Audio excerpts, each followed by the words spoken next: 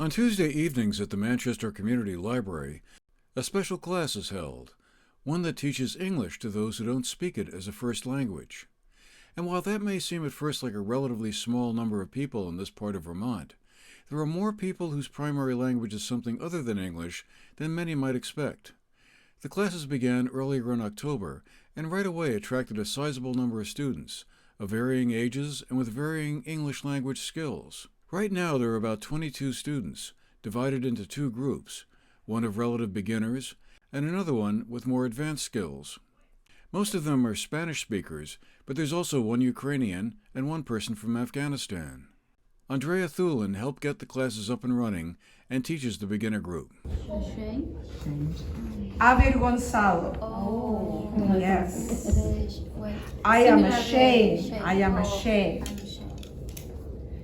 You should be ashamed. Tú deberías estar avergonzado. Then we have embarrassed. Now, embarrassed y ashamed es similar.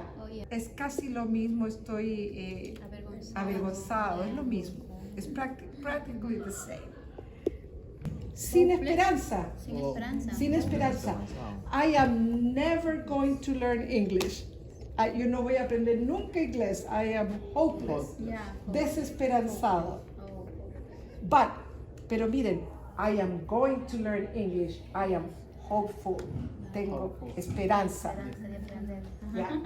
I am going to learn English and I'm going to do it. Lo voy a hacer. I'm going to do it. I'm going to do it. And over in the Hunter Room, Karen Huerta teaches a more advanced group of students.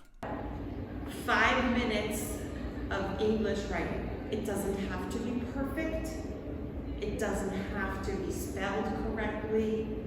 But I want you to just spend 5 minutes writing, and I want you to bring it with you when we come, because I'm going to sit with you and we're just going to look at it. 5 minutes of your day. Maybe you sit in the garden and you say, today was a beautiful day. I went into the garden and I pulled weeds. I pulled the old tomato plants out. I harvested the last of the raspberries.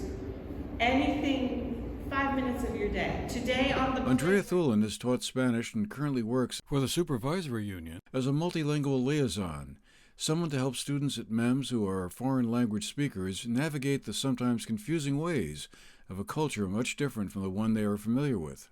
She told us about how the class got started and how she teaches English to her class of beginners. Yes. The majority arrive with basically no English. Some of the families have been here a little bit longer, so they have acquired some English, either because they are working and they get the language by hearing it, or it could be if they watch TV or anything like that. The idea is you do grammar lessons. You can do a mix of things. Speaking, with the very beginners, we start with very common survival sentences, which is a good idea to have, but at the same time, they cannot make those sentences if they don't know the structure of a sentence.